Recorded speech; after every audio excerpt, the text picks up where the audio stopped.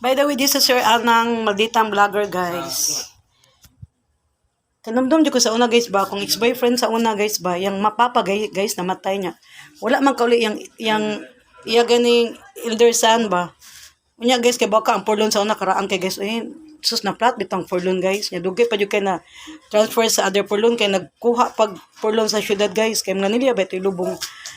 Unya mo tula kanang kusog pa jud king uwan, guys. Ngunana daw na, guys. Tinod na, guys, basta ang minatay ko nung mawili ko no sa kalibutan kay ikalubong niya kusog ang uwan, guys. Meaning di siya ganahan ipalubong. Gusto pa siya mabuhi, guys, ba? Usa man niya pagbuhi, guys, di ba? Mabuhi pa din ang gikuan nagdugo diha gay gibalsamar na, di ba? Maglabad kong uba.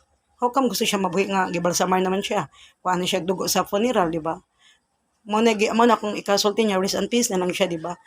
Unya, guys, ba kay kuan, guys, kanang kay bakaw niya sa tulo ka oras migawat, guys, sa another purlon gikan sa syudad kay ngano ang purlon, guys, na flat kay ngano yung anak nga lalaki ba tuwa man tas bukid ya dong gihiwat ba yawa man jud mo abot mao siguro yung gihiwat, guys.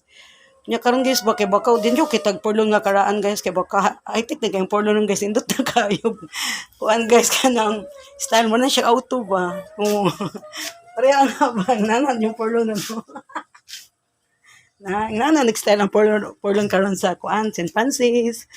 Oh, bye, guys, is Anang Maldita.